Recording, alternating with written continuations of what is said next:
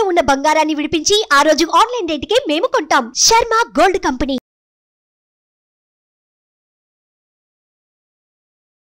నమస్తే, welcome to Suman TV. నేను మీ anchor Usha. మే మాసానికి సంబంధించి రాశి ఫలాలు ఏ విధంగా ఉండబోతున్నాయి, ప్రత్యేకించి ఏ విషయాల్లో జాగ్రత్తలు వహించాలి అండ్ దాంతో పాటు చాలా మంది ఆర్థిక సమస్యలతో ఇబ్బంది పడుతున్నారు.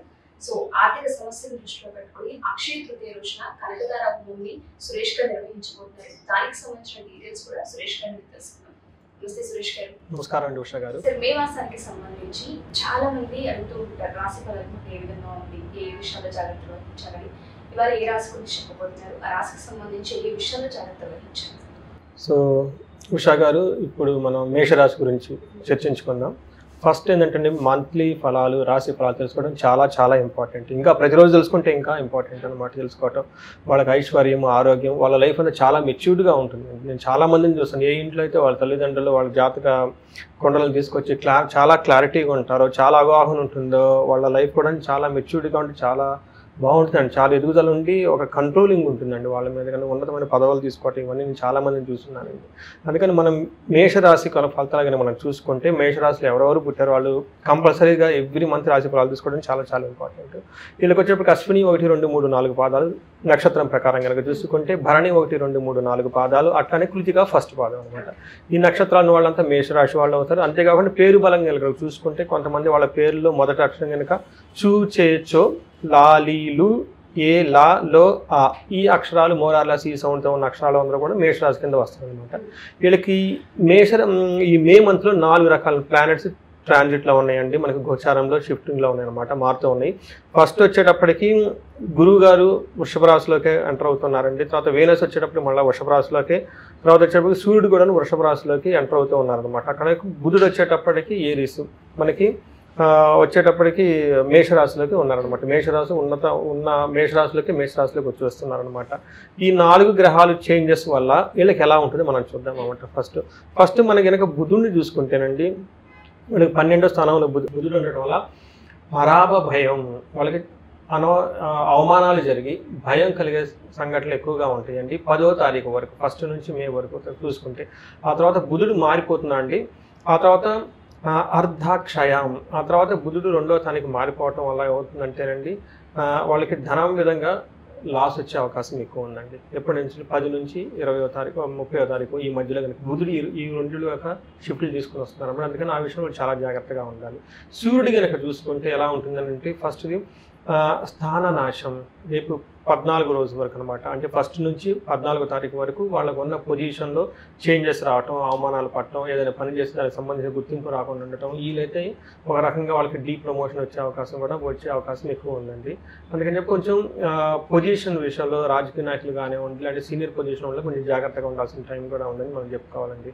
ఆ తర్వాత అదే సన్ ఏమవుతుందంటే అండి, 15th నుంచి మంత్ ఎండ్ వరకు సెకండ్ హౌస్లోకి మూవ్ అవటం, తర్వాత ధనం లాభం ఉందన్నమాట. వీళ్ళకి ధనం వచ్చే అవకాశం ఉందన్నమాట. అందుకని ఎవరైతే ఎక్కడైతే ధనానికి సంబంధించి స్టక్ అయి ఉన్నాయో ఈ టైంలో కనుక ధనం వచ్చే అవకాశం ఉంది. కాబట్టి వాళ్ళకి రావాల్సిన మొండి బకాలు కానీ ఇంకోటి ఫాలోఅప్ చేసుకుంటే ధనం వచ్చే అవకాశం ఎక్కువ ఉందండి. ఇది గమనించుకోవాలి. తర్వాత వచ్చేటప్పటికి మంగళుడు వీళ్ళకి 12వ స్థానంలో ఈ నెల మొత్తం ఉండటం వల్ల ఏమవుతుందంటే వ్యధ్యార్థ అని చెప్పేసి సంస్కృతిలో చెప్తారండి మన మహర్షులు. దానివల్ల డిసీజెస్ వచ్చే అవకాశం ఉంది, దాని ద్వారా బాధలు పడే అవకాశం ఎక్కువ ఉంది. కాబట్టి ఆరోగ్య విషయం చాలా కేర్ఫుల్గా ఉండాలని చెప్పాలండి. తర్వాత శుక్రుడు వచ్చేటప్పటికి అఖిల విషయ భోగం, ఫ్యామిలీలో కానివ్వండి, కంఫర్టబుల్ విషయం కానివ్వండి, స్పౌజ్ విషయంలో కానివ్వండి, సంతాన విషయంలో, వాహనాల విషయంలో, అన్ని విషయాల్లో చాలా భోగంగా, చాలా చక్కగా, హుందాగా, డిగ్నిటీగా ఉండే దాన్ని శుక్రుడు వీళ్ళకి కల్పిస్తున్నారని అదొక మంచి విషయం చెప్పుకోవాలి. అదే శుక్రుడు వీళ్ళకి మళ్ళీ మారటంతో ఏమవుతుందంటేనండి విత్త సిద్ధి. వీళ్ళకి శుక్రుడు 20వ తారీఖు నుంచి చేంజ్ అవడంతో ఏమవుతుందంటే అండి, ఫస్ట్ 20 days ఫ్యామిలీతో చాలా బాగుంటారు. 20th డేట్ నుంచి మంత్ ఎండ్ వరకు 10 days వచ్చేప్పటికి విత్త సిద్ధం, రావాల్సిన డబ్బు వీళ్ళకి వచ్చే అవకాశం ఉంది. టోటల్గా వీళ్ళు చూసుకుంటే మంత్ ఎండ్లో వీళ్ళకి రావాల్సిన ధనం వచ్చే అవకాశం చాలా ఎక్కువగా ఉంది. తర్వాత అవమానాలు ఎక్కువగా ఉన్నాయి ఫస్ట్ 15 days అని చెప్పుకోవాలి. రోగాల ద్వారా వచ్చే నష్టం ఎక్కువగా ఉందని చెప్పుకోవాలండి. తర్వాత మనకు వేరే విషయాలకు మనకు ఓవరాల్గా చూసుకుంటే అన్నింటి కాంబినేషన్గా కనుక చూసుకుంటే మనం చెప్పుకున్నట్టు ఫస్ట్ 20 days ఆర్థికంగా కొంచెం ప్రాబ్లమ్స్ ఉంటాయి. ఆ తర్వాత అయితే బాగుంటుందని చెప్పుకోవాలి. ఈ బిగినింగ్లో వీళ్ళు అప్పు చేసే అవకాశం కూడా ఉంటుంది. ఎందుకంటే ధనం వాళ్ళకి టయానికి అందుకోవట్లో ఉండదు కాబట్టి ఇంట్లో చిన్న ప్రాబ్లమ్స్ అవి అవకాశాలు వచ్చే అవకాశాలు ఎక్కువ ఉన్నాయండి.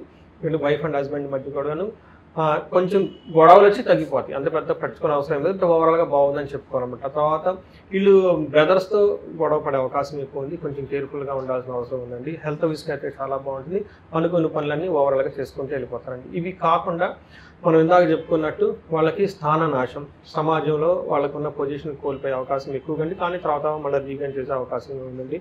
తర్వాత వచ్చేటప్పటికి విద్యార్థులకు కనుక బాగా ఎడ్యుకేట్ చేసి చదివితే వస్తుందండి, ఎందుకంటే గురువు వీళ్ళకి అనుకూలమైన స్థితిలో లేరు కాబట్టి ఈ విషయంలో కొంచెం జాగ్రత్తగా ఉండాలని చెప్పాలండి. ఓవరాల్గా అంతా బాగుంది ఇక్కడ నుంచి మనం చెప్పుకోవచ్చు అండి. ఇది వచ్చేటప్పటికి మనకి మేషరాశి వారికి బ్రీఫ్గా వాళ్ళకి ఫలితం ఎలా ఉండబోతుంది. సో కొన్ని విషయాల్లో అప్పుడప్పుడు మనకు కనిపిస్తున్నాయి కాబట్టి తన పర్సనల్ ఒకసారి కలవాలి అనుకున్నా, కొన్ని సందర్భాల్లో గ్రహస్థితులు బాగున్నా పర్సనల్ లైఫ్కి వచ్చేసరికి కొన్ని ఇబ్బందులు ఆటంకాలు చూస్తూ ఉంటారు. అలా ఒకసారి మిమ్మల్ని మీట్ అవ్వాలి అనుకున్నా, కనకదారానికి సంబంధించి డీటెయిల్స్ తీసుకోవాలి అనుకుని ఏ విధంగా అంటారు సార్? రీసెంట్గా నాకు వరంగల్ నుంచి ఒకరు ఫోన్ చేశారండి. మనం ఈ కనకదార గురించి వాళ్ళు ఒక ప్రీవియస్ వీడియో చూసి వచ్చారనమాట. వాళ్ళు వెరీ ఇంట్రెస్టింగ్ అయిన ఒక సమస్యని ఛాలెంజ్ నాకు తీసుకొచ్చారండి. వాళ్ళకి 3 కోట్ల దాకా అప్పులు ఉన్నాయంటండి. ఎవ్రీ ఇయర్ వాళ్ళకి ఎవ్రీ మంత్ ఇన్కమ్ వస్తూనే ఉంది, ఇన్కమ్ రావట్లేదు ఏం కాదు. ఆల్మోస్ట్ వాళ్ళు నాకు చెప్పిన ప్రకారం 89 లక్షల దాకా ఇన్కమ్ వస్తుందండి. అయితే అది ఫిక్స్డ్గా అంతే ఉందండి, పెరగటం లేదు. ఈ అప్పులు తీరుస్తూ ఉంటే మళ్ళీ కొత్త అప్పులు వస్తూ ఉన్నాయి, తీరుస్తుంటే మళ్ళీ కొత్త అప్పులు వస్తుంది. ఆ ఉన్న 2 కోట్లు అంతే ఉందండి. ఇది ఎప్పటి నుంచి బయటకు వస్తామని చెప్పేసి క్వశ్చన్ అడిగారండి. ఇక్కడ ఎందుకు చెప్తున్నానంటే ఈ విషయము, వాళ్ళ జాతక చక్రం నేను చూస్తేనండి మంచి దశలో ఉన్నారండి. యాక్చువల్గా రాజా పూజ్యం, ఈ ఒక రాజయోగంలో ఉన్నారు, కానీ అప్పు బాధలు ఉందన్నమాట. అంటే జాతకం ఒక రకంగా చూస్తే చాలా బాగుంది మనకి, కానీ అప్పు కూడా ఉంది అని చూసానమాట. ఇలా చూస్తే ఎలా ఉందంటేనండి, మనకి బుద్ధుడి జాతకం మనం చూసామంటాం, ఉంటే మహారాజు అవుతారు లేదా సన్యాసి అవుతారు, సేమ్ సిమిలర్గా ఇదిలా ఉంది. ఈ దశ మీకు యోగిస్తే మీరు మహారాజులాగా అయిపోతారు, ఈ దశ మీకు సరిగ్గా యోగించకపోతే అప్పులు బాధ కూడా అవుతారు. రెండు వాళ్ళకి కరెక్ట్గా క్లియర్గా ఉందండి. నాకు అలానే ఉందండి, ఒకసారి అందరూ మెచ్చుకుంటున్నారు పక్క అప్పులో ఉన్నాయి ఏంటండి అని చెప్పేసి. ఇలాంటి విషయాలు కనుక ఎవరికైనా మనకి చూసే వాళ్ళకి కనుక ఉంటే కనుక మనల్ని అప్రోచ్ చేసి మనకి కనకదార ప్రోగ్రామ్ ద్వారా హెల్ప్ చేయొచ్చు అండి. దీని నుంచి మనం ఆ లూప్ నుంచి బయటపడేయచ్చు అండి. ఎందుకంటే మన వేదాలలో ఎన్నో మంత్రాలు ఉన్నాయండి, ఇంకా ధర్మార్థ కామ మోక్షాలు మనకి శ్రీ సూక్తం దగ్గర నుంచి కనకదార దగ్గర నుంచి మనకి లక్ష్మీ అష్టాచంలో చాలా ఉన్నాయండి. ఇవన్నీ ఎందుకు ఇచ్చారంటే మనకి ఎవరైనా ఆర్థికపరమైన ఇబ్బందులు ఉంటే వీటిని ద్వారా మనం ఉపాసన చేసి వాటి ద్వారా మనం హోమాలు యజ్ఞాలు అవన్నీ చేసుకొని ఆ ప్రాబ్లమ్ని మనం అధిగమించవచ్చు. సో అందుకని చెప్పేసి ఇలాంటి ఎవరికైనా సమస్యలు కనుక ఎవరైనా ఆర్థికపరమైన చికాకుల్లో ఉన్నా కానివ్వండి, ఇబ్బందుల్లో కన్నా మన కాంటాక్ట్ అయితే స్క్రీన్ మీద వస్తున్న నెంబర్కి అయినా మనకి వాళ్ళు హెల్ప్ చేయొచ్చు. ఇంతేకాకుండా ప్రతి ఒక్కళ్ళు ప్రతి ఇంట్లో ఒక వేదిక ఆస్ట్రాలజీ ఉండాలి అనేది మనకి పూర్వకాలం నిర్వహించండి. మన ఈ ఆస్ట్రాలజీ మన పురాతనలో క్లాస్ రూమ్ సబ్జెక్ట్ అండి, కంపల్సరీ అందరం చదువుకునేవాళ్ళు అండి. అప్పట్లో ఎవరైనా చదువుకుని దీనికి ఉండేవాళ్ళు. అందుకని ఎవరికైనా కానీ నేర్చుకోవాలని ఆలోచన ఉంటే కానీ మనకి కనెక్ట్ అవుతే మనం వాళ్ళకి హెల్ప్ చేయొచ్చు అండి. సో అదండి విషయం. తప్పకుండా. సో మీరు అన్నట్టుగానే కనకదార హోమం అక్షయ తృతీయ రోజు ప్రారంభించబడినారు కాబట్టి ఎన్రోల్ చేసుకున్నారు, త్వరగా ఎన్రోల్ చేసుకుంటే సో మంచిది అని చెప్తారు. Thank you sir.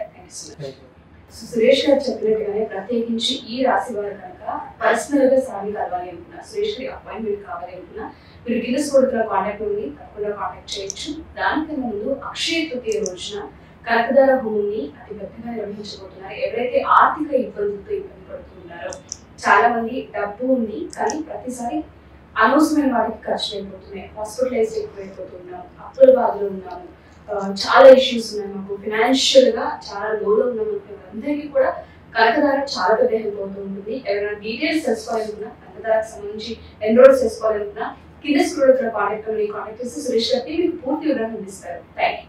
సుమన్ టీవీలో మీ పర్సనల్ అండ్ బిజినెస్ ప్రమోషన్స్ కోసం కింది నెంబర్కి కాంటాక్ట్ చేయండి.